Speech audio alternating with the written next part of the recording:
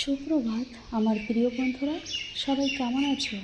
আশা করছি সবাই ভালো আছো, আর আমরাও ভালো আছি। বন্ধুরা বন্ধুরা আজকে আমার ঠাকুরের দর্শন নিয়েই তোমাদের সঙ্গে ভালোবাসা শুরু করে দিয়েছি। প্রিয় বন্ধুরা, আজকে এখন বাজে 5:30।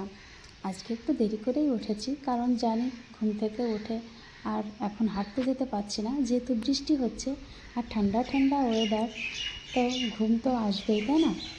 3:30টার সময় একবার ঘুম ভেঙেছিল, তারপরে আবার ঘুমিয়ে পড়েছি, তাই জন্য কিন্তু দেরি হয়ে গেছে। অ্যালার্ম বেজেছিল, অ্যালার্মটা বন্ধ করে দিয়ে আবার ঘুমিয়ে পড়েছি। বন্ধুরা, সকালেও তো বৃষ্টি হচ্ছে, এখনও বৃষ্টি পড়ছে, আর দেখতে পাচ্ছ আকাশটা কত মেঘলা হয়ে আছে, তাই না?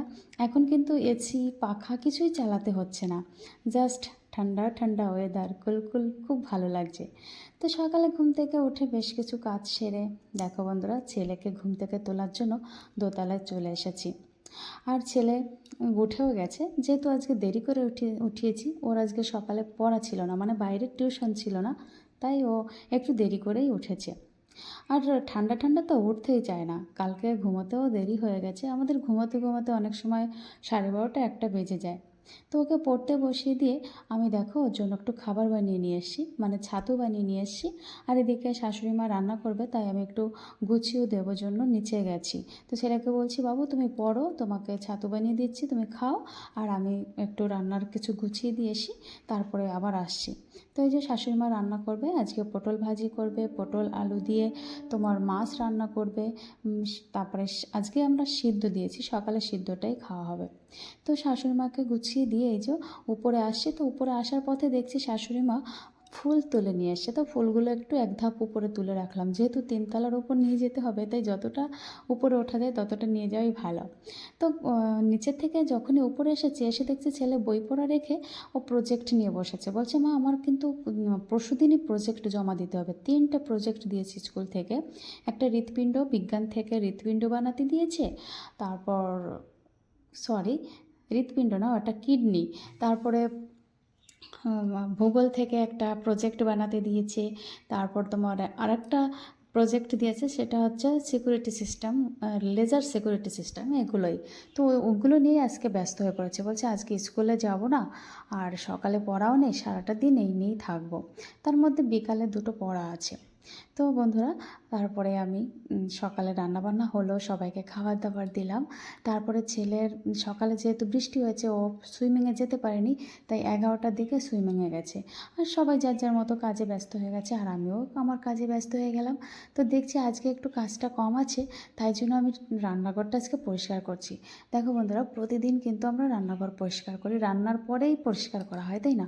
কিন্তু সেইভাবে আমরা রান্নাঘরের তো কত কিছুই আমরা ইউজ করি, এমন এমন জিনিস আছে আমরা প্রতিদিন সেগুলো ধুই না, অথবা প্রতিদিন ব্যবহার করছি, নোংরাও পড়ছে, ধোয়া হচ্ছে না, সেইগুলো তো ধুতে হবে, তাই না?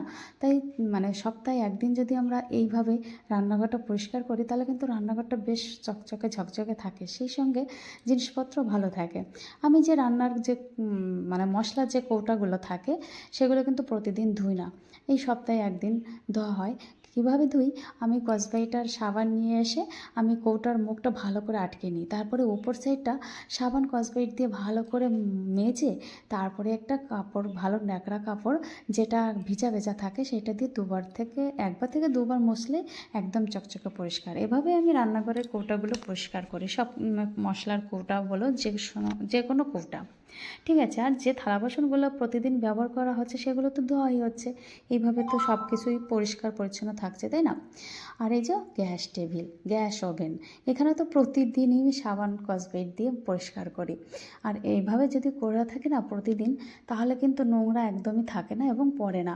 প্রতিদিন এই গ্যাস ওভেনের সামনেটাই পরিষ্কারটা বেশি করা হয়, ওখানে রান্নার সময় মানে তেল টেল ছিটে ছিটে যায়, তো তাই জন্য ওখানেই বেশি পরিষ্কার করা হয়, বাদবাকি অত পরিষ্কার করা হয় না। কিন্তু সপ্তাহে যদি একদিন আমরা এইভাবে পরিষ্কার করি, তাহলে কিন্তু একদম চকচকে থাকবে এবং পরিষ্কার হবে। তাই জন্য দেখলাম আজকে পরিষ্কারই করি। আর তাছাড়া এখন ছেলে যেহেতু বড় হয়েছে, আশেপাশে যেখানে পড়া টরা থাকে বা কোনো কাজ থাকে ওই একা একাই চলে যায়, আমাকে আর ওর পেছন পেছন যেতে লাগে না। তাই জন্য সময়ও বেশি পাই। আর তোমরা তো জানো তোমাদের দাদাভাই বাড়িতেই থাকে না, তো রান্নাবান্না হয়ে যায় সকালে, তারপরেই ওই টুকটাক ঘরের কাজ নিয়েই ব্যস্ত থাকি। এভাবেই আর কি দিনটা কাটে, ঠিক আছে। তো বন্ধুরা, সত্যি কথা কি, সারাদিনটা মানে কেমন বোর হয়ে যায়। সকালে উঠে বেশ কাজকর্ম হয়ে যায়, তারপরে আর কী করব এটাই ভাবি। তো তার ভিতর থেকে আমি এই ইউটিউবে চলে এসেছি তোমাদের সঙ্গে কথা বলার জন্য, তোমাদের সঙ্গে সব কিছু শেয়ার করার জন্য, যে একটু বিজিও থাকবো, সেই সঙ্গে ভালোও লাগবে, তাই না? তো বন্ধুরা, তোমরা আমার একটু পাশে থেকো, আরও ভালো লাগবে। তো চলো, দেখো বন্ধুরা, রান্নাঘরটা পরিষ্কার করে একদম ঝকঝকে চকচকে, তোমরাও কিন্তু এইভাবে করতে পারো, দেখবে একদম পরিষ্কার থাকবে। তো পরিষ্কার টরিষ্কার করে থালা বাসন ধুয়ে ঘরে এসেছি। তারপরে ছেলে আবার স্কুল মানে বাইরে থেকে এসেছে, ও সুইমিং থেকে আবার দোকানে গেছিলো ওর প্রজেক্টের কিছু জিনিস আনতে, যেমন ভূগোলের প্রজেক্ট বইটা আনতে, তারপরে যেখানে কিডনি বানাবে, কিডনির যে কালার লাগবে সেই কালারগুলো নিয়ে এসছে। তো আসার পথেও আমার জন্য একটা ওকে কী বলে, ক্যাডবেরি নিয়ে এসছে। তা বলছে, মা তোমার জন্য একটা গিফট আছে। আমি বলছি, কী বাবা?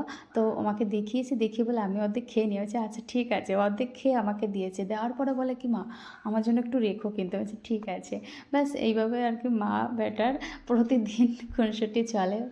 যাই হোক, তারপরে আমি বলছি ঠিক আছে বাপি, আমি চান করি, তুমি কী করবে। ও আবার প্রজেক্ট নিয়ে বসেছে। আমি চান করে পুজো দিয়ে, সরি, আজকের আমি পুজো দিইনি, শাশুড়ি মা পুজো দেবে, আমি আজকে পুজো দেবো না। তাই চান করে জামা কাপড় নেড়ে তারপরে মানে আমার কাজ করবো সেই চেষ্টাই করছে। আর এদিকে ছেলে আবার প্রজেক্ট নিয়ে বসেছে, মানে বই খাতা নিয়েই বসেছে। আমাকে বললো, মা আমি দোতলায় আছি, তুমি আসো। আচ্ছা ঠিক আছে, আমি উপরে যাচ্ছি, জামা কাপড় নেড়ে আসি।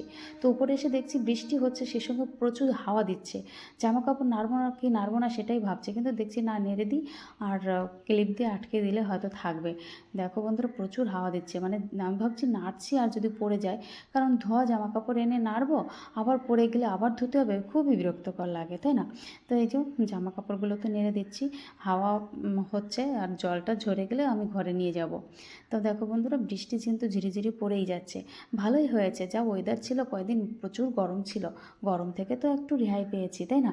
তো এই যে দেখো, আমার শাশুড়িমা এখনও চান করেনি, তাই জন্য পুজোটা দেয়নি, চান করেই পুজো দিতে আসবে। ঘরে নেই, ননদের ছেলেকে আনতে গেছে। তারপরে আমি এই যে চলে এসেছি আবার নিচে এসে দেখলাম আমার ছেলে আবার প্রজেক্ট নিয়ে বসেছে। মানে এটা হচ্ছে লেজার সিকিউরিটি সিস্টেম আর একটা প্রজেক্ট, ওইটা কিছুটা করে আবার এটা করছে, এই যেটা কিডনিটা কালার করা শুরু করে দিয়েছে। ওই একা একাই যেরকম পারছে করার চেষ্টা করছে, আমি অবশ্য পাশে বসেছি। এইভাবে সারা দুপুরটা কেটেছে, আমরা কেউ ঘুমোইনি। তারপরে এই যে বিকাল 5টা, ছেলে আবার পড়তে চলে যাচ্ছে। এখন একটু বৃষ্টিটা থেমেছে, কিন্তু আকাশে মেঘ হয়ে রয়েছে। ওকে ছাতা অবশ্য দিয়ে দিয়েছি, তো পড়তে চলে গেছে। আর আমি এখন কি করব, আমারও সব কাজ সারা হয়ে গেছে, মানে বিকালে যে কাজগুলো থাকে। তারপরে দেখো ছাদে এসে গেছি।